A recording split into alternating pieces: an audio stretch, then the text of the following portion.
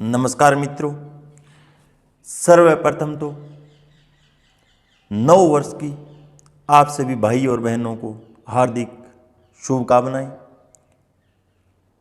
उसके बाद में देखिए मित्रों, आज हम बीएससी फर्स्ट मैथ्स सदिश कलन हमारी बुक चल रही है और इसका चैप्टर नंबर 2 क्या है देखिए मित्रों, अवकल संकारक। और अवकल संकारक के अंदर हमने पिछले वीडियोज़ के अंदर देखिए मित्रों दिक् दिशीय अवकलज का अध्ययन किया है, लेकिन इसके कुछ एग्जाम्पल है वो शेष रह गए हैं मित्रों।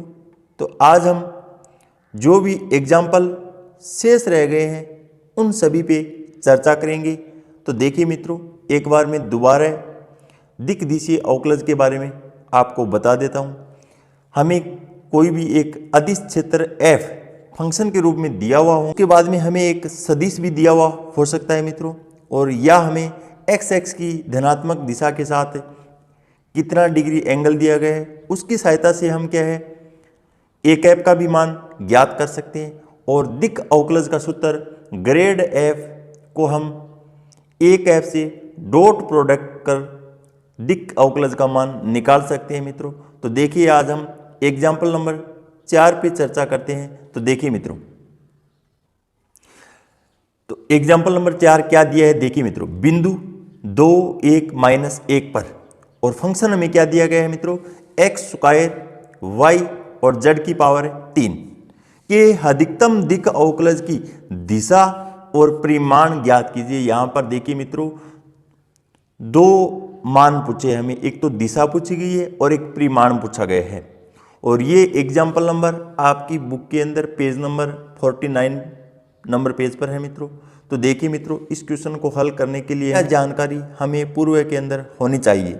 तो देखिए मित्रों, किसी अदिश बिंदु फलन का किसी अदिश बिंदु फलन का किसी बिंदु पर दिक् अवकलज उस बिंदु पर फलन की प्रवणता बोले तो मित्रों ग्रेडियंट, जिसे हम शॉर्ट के अंदर GRD बोल सकते हैं, की दिशा में अधिकतम होता है या मैक्सिमम होता है मित्रों। क्या होता है? मैक्सिमम होता है। अब देखिए मित्रों, इस बात का पूर्व हमें नॉलेज होना आवश्यक है कि किसी भी अदिश बिंदु फलन का किसी बिंदु पर जो दिक् अवकलज होता है वह उस बिंदु पर फलन की प्रवणता की दिशा में क्या है मित्रों, मैक्सिमम होगा। क्या होगा? मैक्सिमम होगा। लेकिन हम जानते हैं, परंतु ग्रेड f बराबर क्या होता है मित्रों, नेबुला f होता है। और नेबुला f का भी हम सूत्र जानते हैं मित्रों, क्या होता है, i कैप डेल बटा डेल x, और यहां पे f लगा देंगे मित्रों, प्लस j कैप डेल बटा डेल y, यहां पे भी f लिख देंगे, k कैप डेल बटा डेल z, और यहां पे भी मित्रों f लिख देंगे। उसके बाद में हमें क्या है, जो फंक्शन दिया गया है उसका मान लिखना होगा मित्रों। और फंक्शन हमें क्या है, f के इक्वल ये मान दिया गया है। तो यहाँ पे देखिए मित्रों, i कैप डेल बटा डेल x² y z की power 3 plus j cap del बटा del y x² y z की पावर 3 और प्लस k कैप डेल बटा डेल z x² y और z की पावर 3। उसके बाद में हमें क्या करना होगा, देखिए मित्रों यहाँ पे x² y z की पावर 3 का x के सापेक्ष आंशिक अवकलन करना होगा। ठीक इसी प्रकार y के सापेक्ष और z के सापेक्ष भी हमें आंशिक अवकलन करना होगा मित्रों। तो देखिए मित्रों, x के सापेक्ष आंशिक अवकलन करते हैं तो हमारा कितना मान आएगा, यहाँ पे x के सापेक्ष करने पे y और z की पावर 3, ये तो कांस्टेंट राशि है मित्रों। और यहाँ पे x² का कितना आ जाएगा, 2x आ जाएगा, और i कैप का i कैप लिख देंगे, प्लस का चिन्ह। अब देखिए मित्रों, यहाँ पे y के अलावा जो मान शेष है उसको तो हम ज्यों का त्यों रख देंगे। तो यहाँ पे देखिए एक्स स्क्वायर और जेड की पावर है 3 और वाई का वाई के सापेक्ष 1 आता है, उसको लिखने की कोई ज़रूरत नहीं है मित्रों, यहाँ पे जे कैप आ जाएगा। उसके बाद में देखिए मित्रों यहाँ पे के कैप का तो के कैप लिख देंगे और यहाँ पे जो जेड के अलावा कोई राशि है उसको कांस्टेंट रख देते हैं। तो यहाँ पे देखिए मित्रों एक्स स्क्वायर और वाई को तो ज्यों का त्यों छोड़ दिया, जेड की पावर 3 का अवकलज करना है हमें। तो यहाँ पे देखिए मित्रों कितना आएगा 3 और जेड स्क्वायर और यहाँ पे के कैप का के कैप आ जाएगा।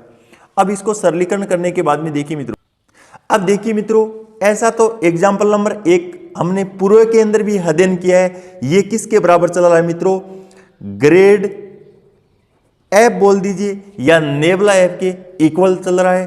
तो इसलिए हमें जो बिंदु दिया गया है उसको क्या है इस फंक्शन के अंदर रखना होगा ताकि इनको क्या है संतुष्ट कर सके। तो देखिए मित्रों हमारे पास बिंदु क्या है, बिंदु और बिंदु क्या है 2, 1 और -1 पर और ग्रेड और एफ, इस पे हम मान निकालते हैं। तो देखिए मित्रों हमें कितना मान प्राप्त होता है या हमें एक सदिश प्राप्त होगा।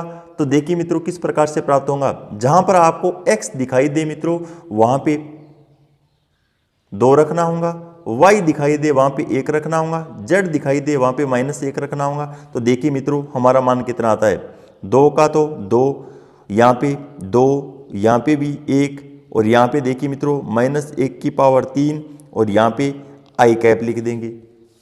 उसके बाद में देखिए मित्रों यहाँ पे 2 की पावर 2 और -1 की पावर 3 और यहाँ पे जे कैप लिख देंगे मित्रों। यहाँ पे प्लस का चिन्ह, यहाँ पे 3 और यहाँ पे -1 की पावर 2 और यहाँ पे 2 का स्क्वायर और यहाँ पे 1 और यहाँ पे देखिए मित्रों के कैप का के कैप। उसके बाद में देखिए मित्रों अगर आप इसको सरलीकरण करोगे तो इसका मान माइनस का 4 आई कैप आएगा और माइनस का 4 जे कैप आएगा। और उसके बाद में देखिए मित्रों और इसको अगर आप सरलीकरण करोगे तो 4 तिये 12 प्लस का क्या आएगा मित्रों 12 और के कैप। अब हमें क्या करना होगा, अतः जो बिंदु 2, 1, -1 पर अधिकतम क्या है मित्रों, अधिकतम या मैक्सिमम दिक् अवकलज और दिक् अवकलज की दिशा क्या होंगी मित्रों, जो हमें ग्रेड एफ निकाला है वही हमारी क्या होंगी मैक्सिमम दिक् अवकलज की दिशा होंगी। तो यहाँ पे -4 आई कैप, -4 जे कैप और 12 के कैप। इस बात का अध्ययन हमने मित्रों पूर्व के अंदर कर लिया है। यहाँ पे देखिए मित्रों जो दिक् अवकलज होंगी उसकी दिशा मैक्सिमम ग्रेड जो एफ निकाला है उसी दिशा के अंदर होंगी। तो यहाँ पे हमें क्या है परिमाण ज्ञात करने की आवश्यकता है। अब देखिए मित्रों पुनः बिंदु 2, 1, -1 पर मैक्सिमम दिक् अवकलज का परिमाण, और परिमाण अगर हमें निकालना हो मित्रों तो क्या करना होगा, जो ग्रेड एफ है इसका मापांक कर देंगे और कुछ नहीं करना है। और मापांक करने का अर्थ ये हुआ मित्रों जो आई, जे और के दिए हुए हमें इनके गुणांकों का स्क्वायर करके जोड़ के इसका वर्गमूल निकाल देंगे। तो यहाँ पे देखिए मित्रों आई कैप और आई कैप का गुणांक क्या है 4, -4 है तो -4 का स्क्वायर और इसी प्रकार -4 का स्क्वायर और प्लस 12 का स्क्वायर और इसका क्या निकाल देंगे मित्रों वर्गमूल निकाल देंगे। तो यहाँ पे 16 + 16 और 12 का स्क्वायर 144 और इनका योग करके मित्रों अगर हम मान निकालते हैं तो 4√11 मान निकल कर आता है, 4√11 जो कि हमारा क्या है दिक् अवकलज का परिमाण होगा, जबकि दिशा हमारी जो ग्रेड एफ निकाली है वही होंगी मित्रों। उसके बाद में एग्जाम्पल नंबर 5 देखिए मित्रों। एग्जाम्पल नंबर 5 हमें कोई पृष्ठ दिया गया है मित्रों, x² y प्लस 2xz बराबर 4 के बिंदु और 2 - 2 3 पर अभिलंब की दिशा में इकाई सदिश ज्ञात कीजिए। अभिलंब का एक पूर्व के अंदर भी मित्रों हमने एग्जाम्पल हल किया है, तो हमें फंक्शन ये दिए गए हैं मित्रों सर्वप्रथम। और हम जानते हैं ग्रेड f जो पृष्ठ के f(x, y, z) बराबर c के बिंदु x, y, z पर अभिलंब की दिशा में एक सदिश होता है। और परंतु हम ग्रेड f बराबर क्या जानते हैं सूत्र मित्रों, नेबला f, और नेबला का भी सूत्र जानते हैं मित्रों। और उसके बाद में क्या है, f जो फंक्शन दिया गया है उसका सभी के साथ मल्टीप्लाई कर देंगे। फिर हमें क्या है, एक बार तो x के सापेक्ष, दोबारा y के सापेक्ष और फिर z के सापेक्ष आंशिक का अवकलन करने पर हमारा इतना मान आता है। अब बिंदु 2 - 2 3 पर ग्रेड f को संतुष्ट करवा देंगे तो हमें एक सदिश रूप प्राप्त हो जाएगा।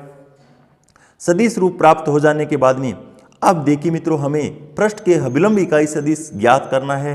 तो फिर क्या करना होगा, जो i, j और k कैप दिए हुए हैं इनके गुणांक और उनके गुणांकों का क्या है मित्रों, यहाँ पे मापांक काट देंगे। मापांक निकालने का अर्थ ये हुआ, जो क्या है i कैप का गुणांक -2 इसका स्क्वायर करके यहाँ पे लिख देंगे। और यहाँ पे 4 का स्क्वायर 16 और 4 का स्क्वायर 16, इसको अगर सरलीकरण करेंगे तो हमारा संख्यात्मक रूप से इतना मान आएगा, जो एक सदिश रूप में होगा मित्रों, पृष्ठ के अभिलंब इकाई सदिश कहलाएगा। अगले वीडियोज के अंदर देखिए मित्रों, जब आपको किसी भी क्वेश्चन के अंदर सप्रस्थल और अभिलंब के समीकरण आपको पूछे गए हैं तो उसको हम किस प्रकार से हल करेंगे। तो यहाँ पे देखिए मित्रों, ये एक महत्वपूर्ण टॉपिक है, सप्रस्थल और अभिलंब के समीकरण निकालना। तो अगले वीडियोज के अंदर हम इन पे चर्चा करेंगे। और ये एग्जाम्पल नंबर 6 है, जो बीकानेर यूनिवर्सिटी के अंदर सन 2019 के अंदर 6 नंबर का पूछा भी गया है मित्रों, ध्यान दीजिए। तब तक के लिए धन्यवाद मित्रों।